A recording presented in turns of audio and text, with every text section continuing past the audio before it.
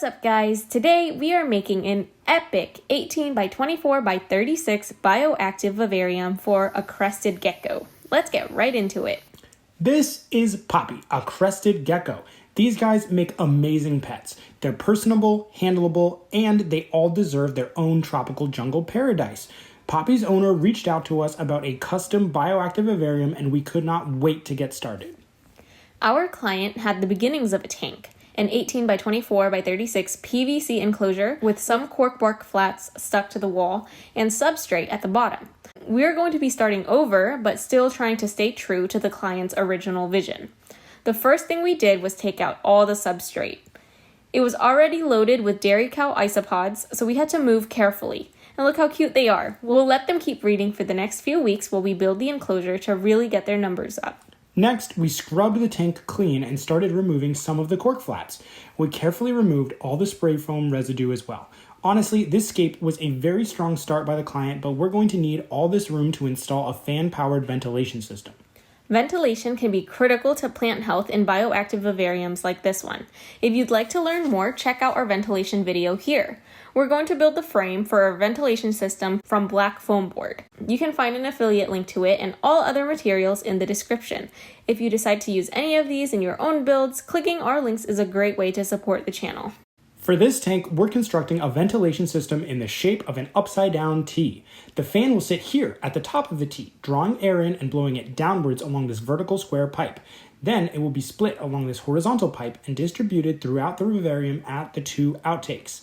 The fan will be accessible through a lid in the intake portion should anything ever go wrong or if it needs to be replaced.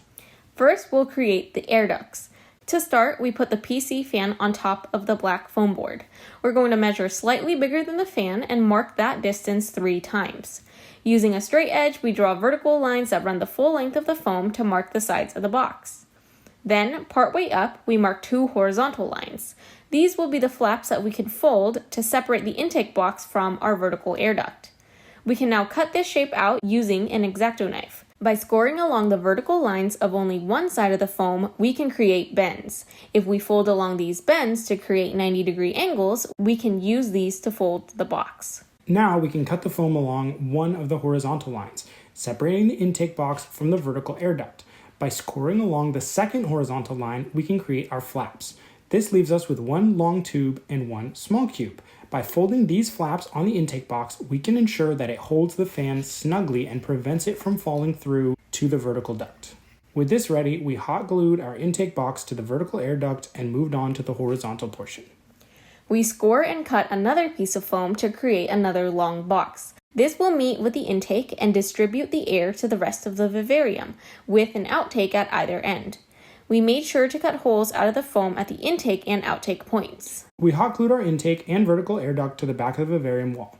We're not stressing about ensuring an airtight seal since this will all be surrounded in spray foam later. Next, we hot glued our horizontal air duct into place, creating the T-shape.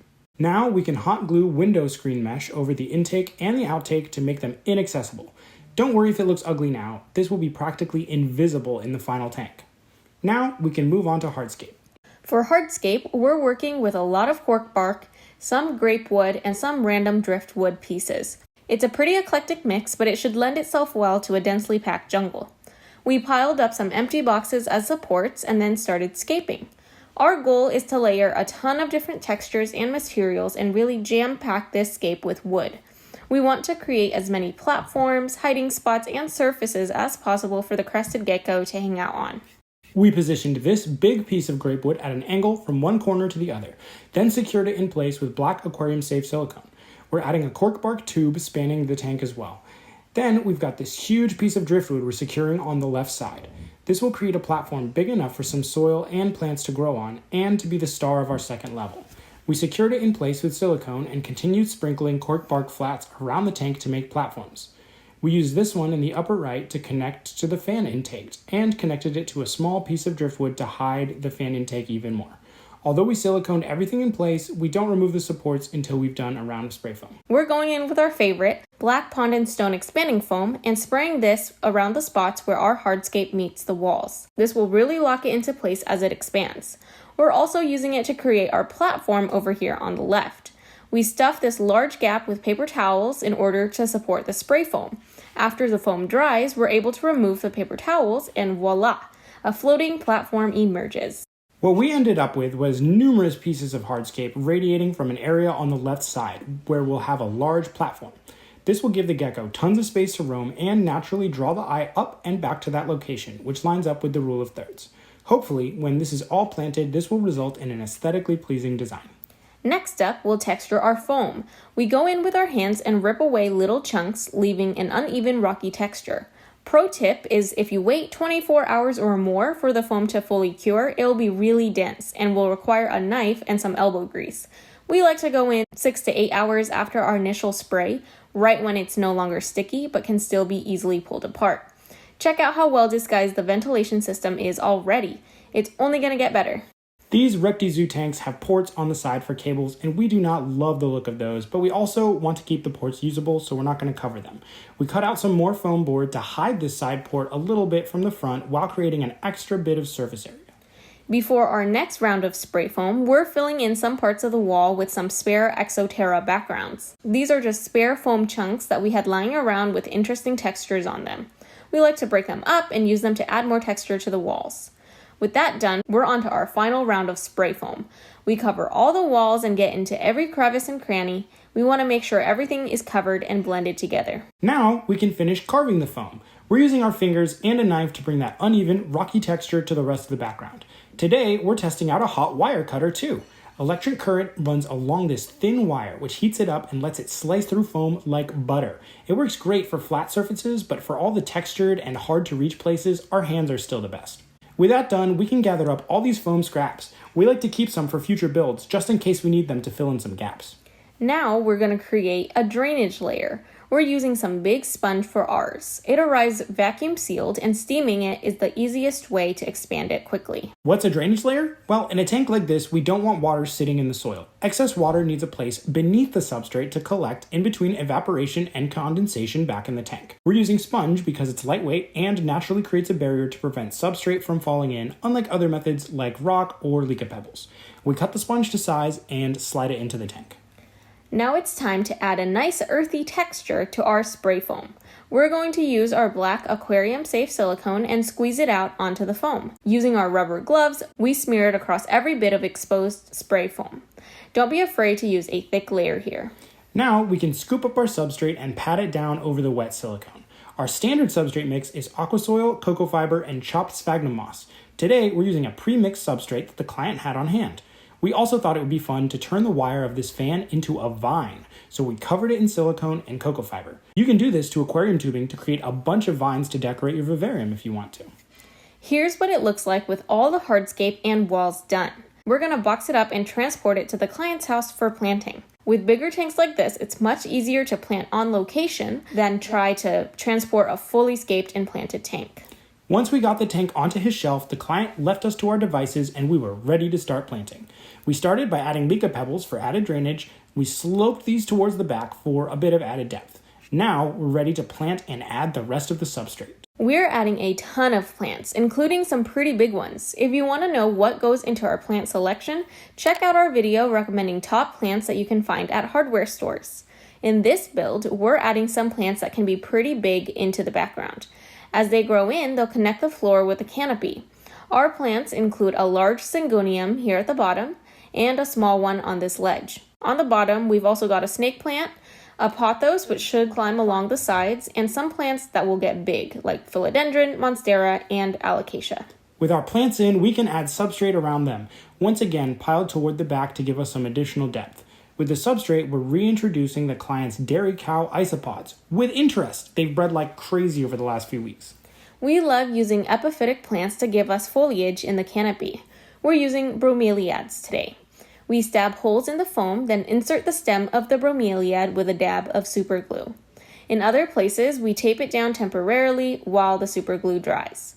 Bromeliads get water from their cups, not their roots. In fact, they will be very unhappy if their roots are constantly wet, so they will really benefit from our ventilation system. Now we're going to add sheet moss all around the vivarium. We pin it into the walls using toothpicks and staples. Along sticks and logs, we tie it in place with black cotton thread.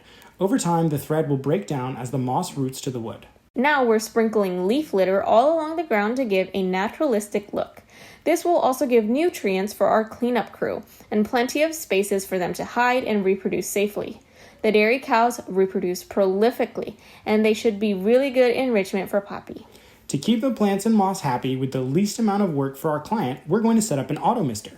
We start by zip tying the nozzles at the front. We run aquarium tubing from the nozzles out the side where we stuck the controller using suction cups. We trimmed the tubing to size, attached everything together, and ran an intake tube to the cabinet under the vivarium. We stabbed a hole in the lid of the gallon jug and ran the intake through. By refilling this jug every few weeks, we never have to worry about watering the tank. So let's test it out. All right, guys, who is ready for a grand reveal?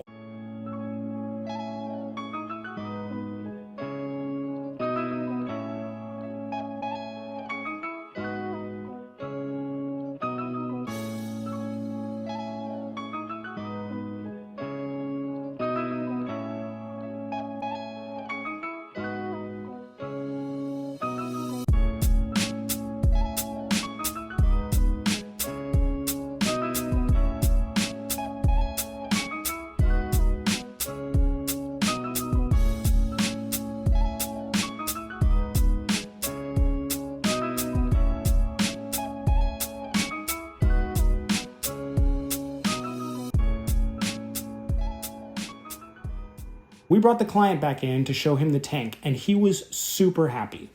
And we're happy too. It gives off a dark, mysterious, and magical forest vibe. Knowing the size of some of these plants, it will be completely different in just a few months. These floor plants, like the Monstera, will help merge the floor into the canopy for a lush jungle while the moss grows to cover everything. A few weeks later, the client has told us that Poppy is happy and healthy in his new home, exploring, eating, napping, and shedding. We can't wait to see how the tank continues to grow. What do you guys think? Did we do a good job? If you want to commission a tank in the SF Bay Area, then reach out to our email. And if you enjoyed this video and want to see more, make sure to like and subscribe. We just made a new Instagram, so follow us on there too at Tangled Earth Vivariums. Send us a picture of your vivarium. Alright, so that's it for this week's video. Thank you for watching, and we'll see you in the next one. Bye. Bye.